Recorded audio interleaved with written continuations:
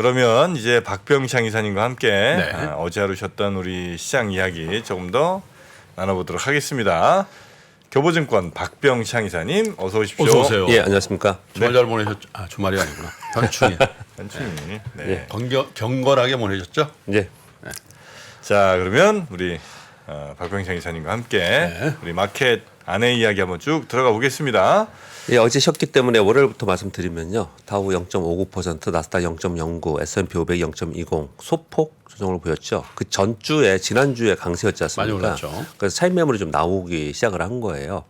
그리고 오늘 새벽에 끝난 화요일 시장에는 또 소폭 반등 좋습니다. 다우는 플러스 0.03, 나스닥이 플러스 0.36, S&P 500이 플러스 0.24. 일단 뭐 설명을 필요 없이 이것만 딱 보시면 시장이 이틀간 어떤 건가요? 혼조죠, 혼조. 그러니까 지난주에 많이 올라서 차익 매물이 좀 나오고 있고, 그리고 다음 주에 FMC 회의 있고 하니까 그냥 혼조 상태에 있는 네. 그런 상황이라고 보시면 될 것 같습니다. 일단 월요일은 부채 협상 타결 호재를 반영하면서 지난주에 많이 올랐단 말이에요. 그 오른 것에 대한 차익 매물이 좀 나왔습니다. 네. 대표적으로 애플 제가 이제 신고가 부근 가고 있습니다. 그 신고가 부근의 가격이 가면 신고가를 찍고 가는 뭐 경향이 있습니다. 뭐 이런 표현을 좀 드렸는데요. 역사 신고가를 찍었습니다. 찍고 올라갔다가 다시 거기서부터 매물이 나오기 시작하면서 장중 고점 후에 이제 소폭 하락하는 그런 특징을 좀 보였습니다. 그리고 오늘 새벽에 끝난 시장에서도 여전히 차익 매물이 좀 나오고 혼조 상태입니다. 네. 그러니까 시장이 방향성이 있는 건 아니고 소폭 상승, 소폭 하락한 상황인데 어제보다도 오늘 새벽에 끝난 시장에서 한 가지 특징은 반도체가 또 다시 강세를 보였습니다. 보시면 AMD가 5.3% 올랐고요. 인텔이 3.6%, 그리고 TSMC 1.8% 뭐 이렇게 올랐고요.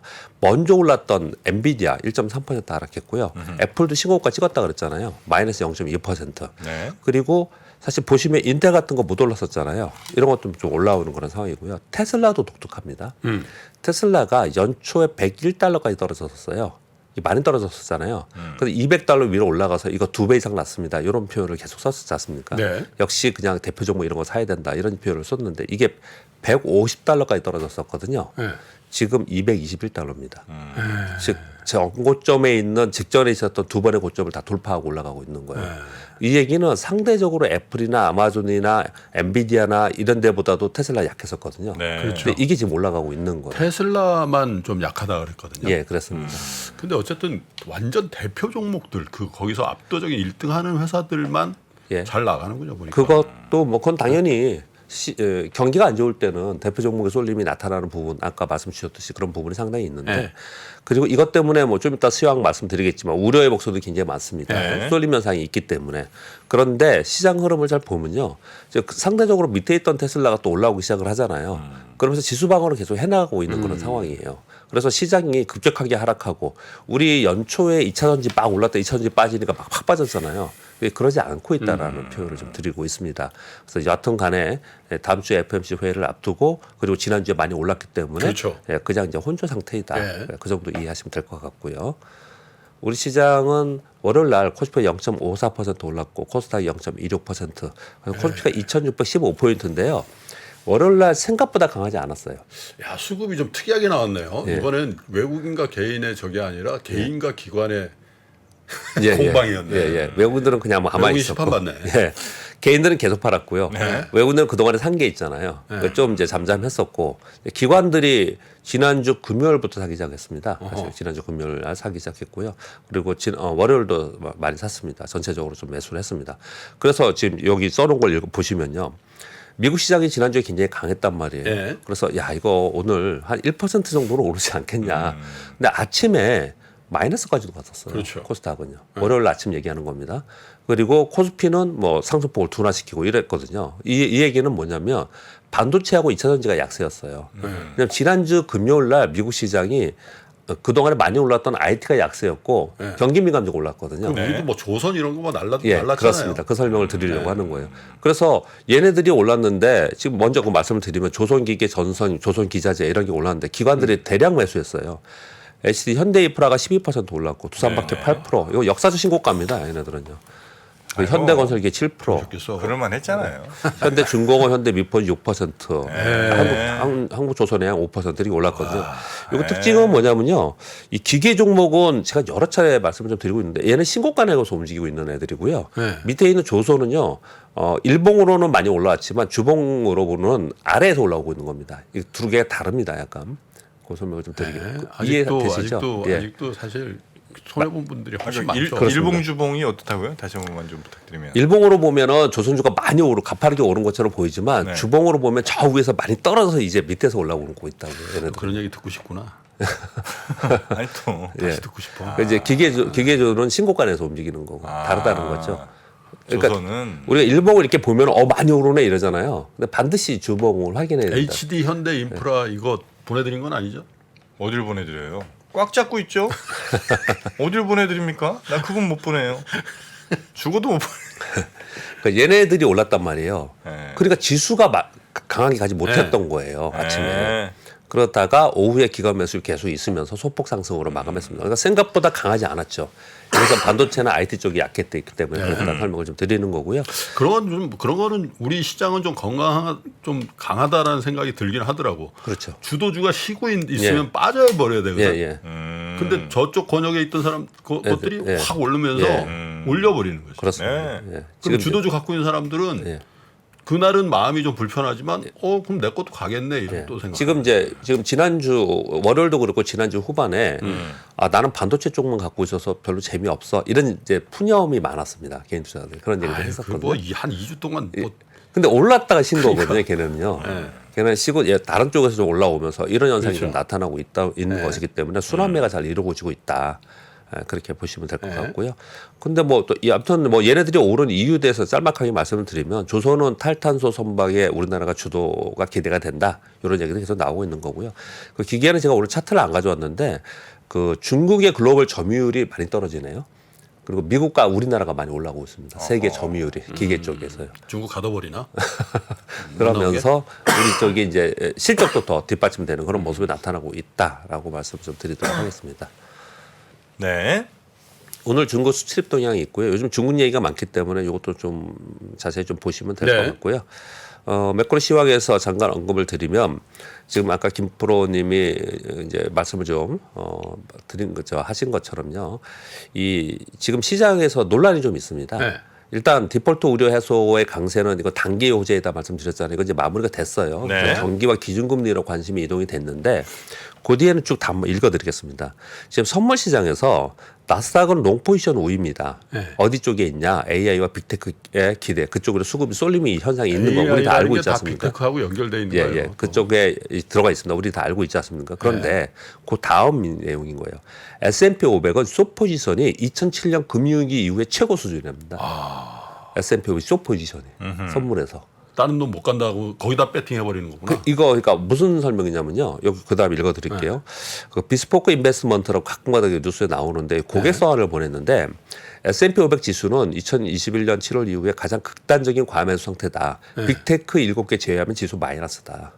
이거 쏠림 현상이 있기 때문에 이거 빅테크가 떨어지면 이거 떨어진 거다. 네. 그래서 이거 숏 포지션을 이제 얘기를 하는 거예요. 이거 사면 안 된다. 저 때부터 고점 찍고 빠지는 구간이죠. 2020년 7월이. 예, 이렇게 얘기를 지금 하고 있는 상황이에요. 그래서 S&P 500 숏 포지션이 훨씬 더 많다라는 얘기거든요. 그래서 아까 말씀 주신 그런 내용과 이게 잠깐 좀 비슷한 네. 연동된 그런 내용입니다. 이거 빅테크나 이런 쏠림 현상에 의해서 지수는 끌고 가지만 얘들이 하락을 하면 지수는 빠지는 거 아니냐. 결국은 시장은 좋은 게 아니다. 이렇게 얘기하는 쪽이 한쪽이 있는 거고요. 쏠림 현상은 좋은 현상은 분명히 아닙니다. 그래서 이게 전술적 조정 이런 표현까지도 쓰는데 모건스탠리에서요. 이거 좀 내려오지 않겠냐라는 쪽도 한쪽으로 있는 것이고요. 또 한쪽으로는 얘네들이 끌고 가면서 시장은 가는 거다. 그리고 순환이 계속 일어날 것이다. 제가 그래서 좀 전에 말씀을 드리듯이 엔비디아나 이런 것들 좀 먼저 올랐다고 빠지잖아요. 네. AMD 오르죠. 테슬라가 오르잖아요. 근데 이런 식으로 갈 가능성이 있다라는 게 양쪽으로 있습니다. 그래서 미국 월가의 지수 이 분석도 정말 뭐라고 표현할까요? 환상적인데 지수를 지금부터 20% 이상 올라간다라고 하는 쪽도 있고 텀리 같은 분들이죠. 예, 텀리. 20% 빠진다고 얘기하는 쪽도 있어요. 완전히. 그거 되게 웃기지 않습니까? 같은 상황을 놓고 보고서 그래서 우리는 박스권을 봅니다. 맞습니다. 예, 그렇게 극단적으로 좀 많이 보고 있어요. 네. 일단은 근데 그거는 이제 전해드린 거고 여기까지 전해드린 거고요. 네. 지금 지난주에 급등 후에 매물이 좀 나오고 있지 않습니까? 그리고 종목별로 고평가 논란이 좀 있는 상황이고 다음 주에 CPI와 FOMC를 앞두고 있습니다. 그래서 저는 이제 데일리로 방송을 드리고 있으니 그 사이에서 그냥 혼조 상태에서 종목 차별화 나타나는 등락할 것이다. 네. 이 정도 보는 게 지금의 상황이다. 그렇게 말씀드리고요. 네.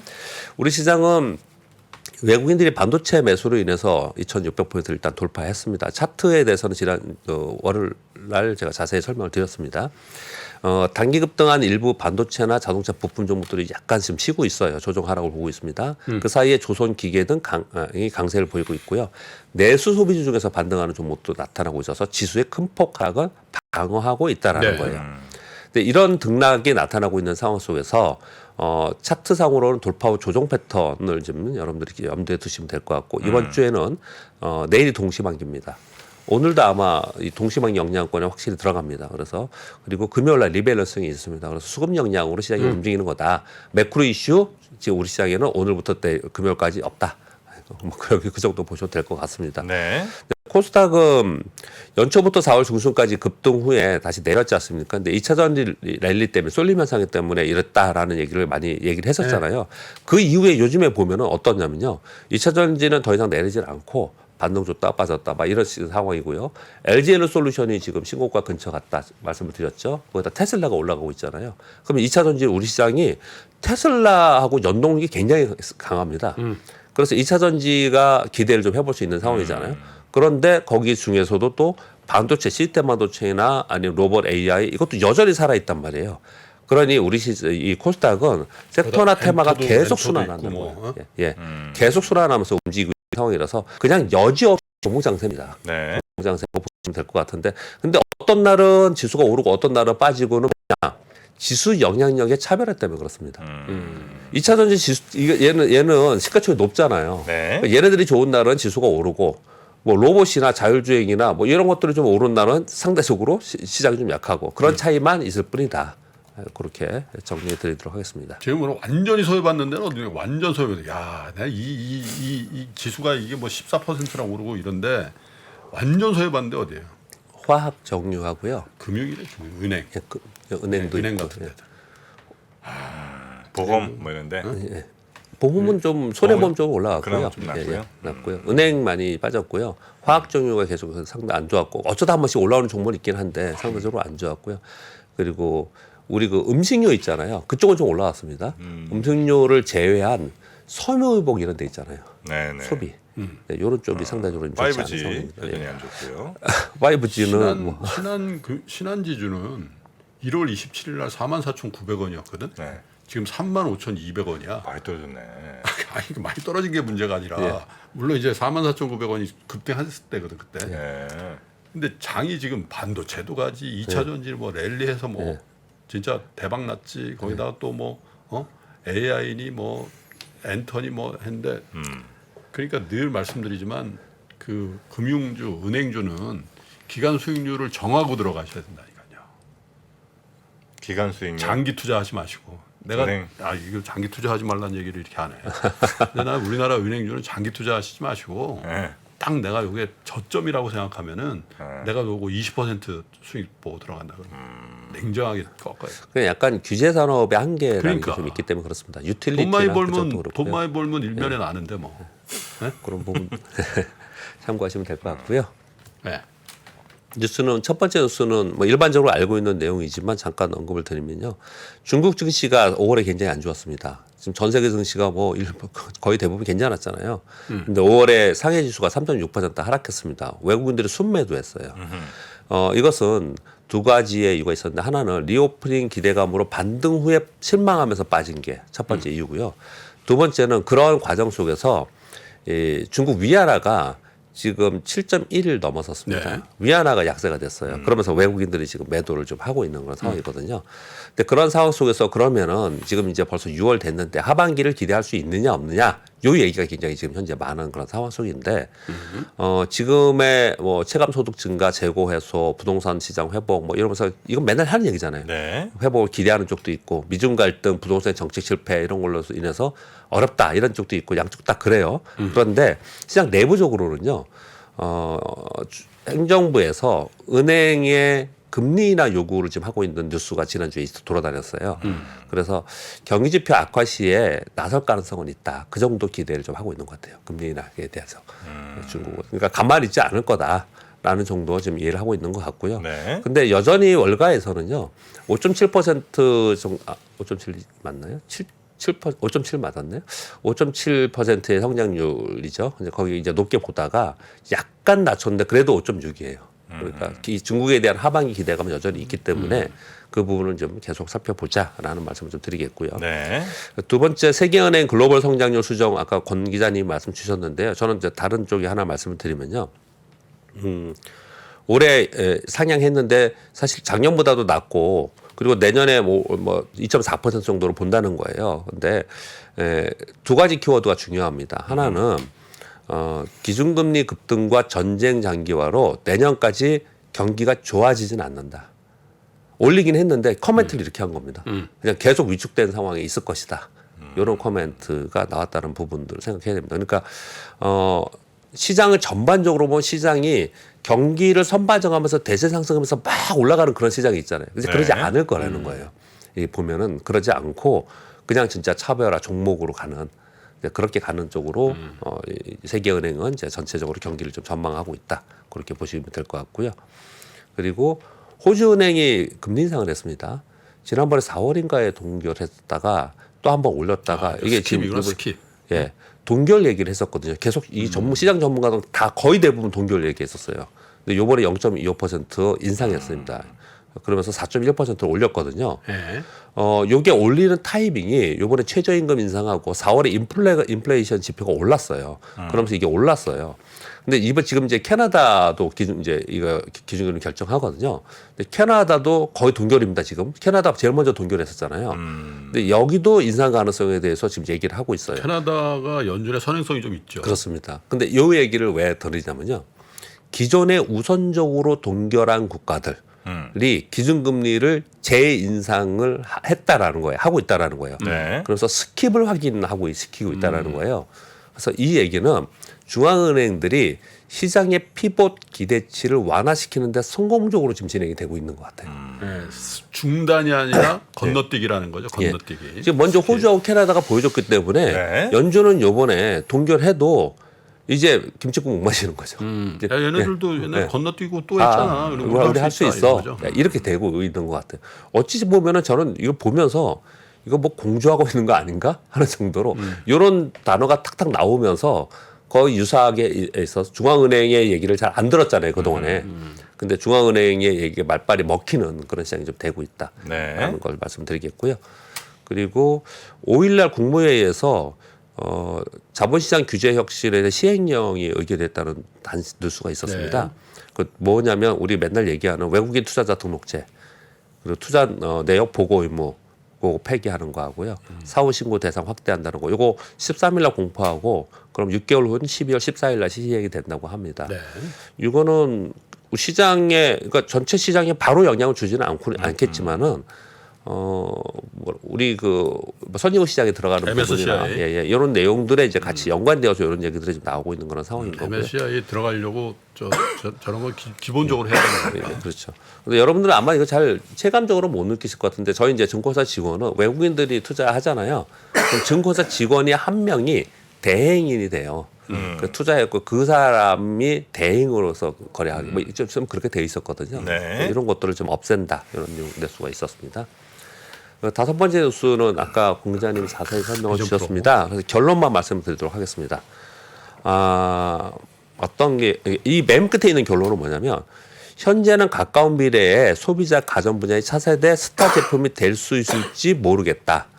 다만 미래 XR 헤드셋의 희망은 될 것이다. 이게 맞는 것 같아요. 이 얘기가 지금 이 답답하고 그런 건데 이게 바로 이게 상용화돼서 다 쓰겠냐? 그렇지만 이게 시작이다. 이런 표현을 좀 쓰고 있는 건데요. 저는 그런 각도로 이걸 보지는 않고요. 어떤 각도로 보냐면 다 읽어드리면 카메라 12대 그냥 쓰고 있을 땐 반투명인데 사용할 때는 불투명이 돼가지고 사용할 수 있다라는 거예요. 그렇기 때문에 기기를 차용하고 시야가 확보된다. 그리고 손동작, 눈동작을 통한 인풋, 유저 인터페이스가 된다라는 거 하고요. 그리고 화면의 크기를 제한을 극복할 수 있는 디스플레이 화면 크기가 된다라는 거 하고 2D에서 3D로 변환된다는 거 하고 애플 간 기기 호환성이 된다는 거 하고 앞으로 앱스토어와 연계한 다양한 미래의 컨텐츠 제공한다는 내용이 있는데 이 한마디 한마디 워딩이요. 전부 다 관련 종목이 있습니다. 다 테마입니다. 아, 그러네. 이게 전부 다 테마입니다. 맨 끝에 있는 예를 들어서 앱스토어와 연계한 다양한 미래의 컨텐츠 제공 3D로 한다. 이거 뭐가 가장 대표적일 것 같습니까? 이게 게임이죠, 게임. 게임이 여기 들어갈 것이고. 게임만 되나 저게? 많죠. 이런 것도 안 됩니다. 굉장히 많이 있을 수 있겠죠. 디스플레이 들어가 있죠. 이게 하나하나가 다예요. 카메라 12대 들어간다 그러잖아요. 12대 카메라에 렌즈가 들어가는 그 부품 회사가 우리나라도 되게 많아요. 애플 관련. 카메라도 되게 고품위를 써야 되겠죠, 저거. 그렇겠죠. 그죠? 그죠. 네, 당연히. 그래서 이 한 줄 한 줄이 전부 다 테마다.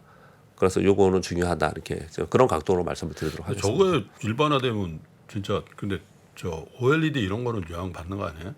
OLED? 저거 쓰면은 100인치로 보인다며.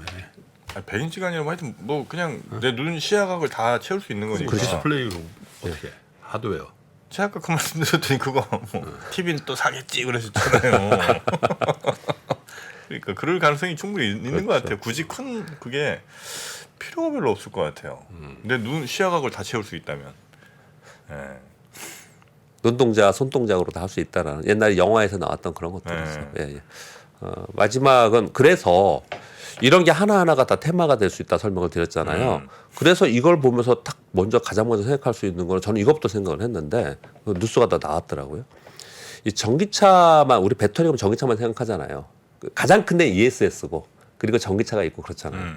근데 이런 기기가 계속 나오는데 그 기계에 배터리 다 들어가야 될 거 아닙니까? 그렇죠. 예. 거기에 들어가는 배터리는 또 달라요. 이제 다릅니다. 웨어러블 배터리, IT 시장의 배터리가 작년에 약 80조 정도 시장이었다고 합니다.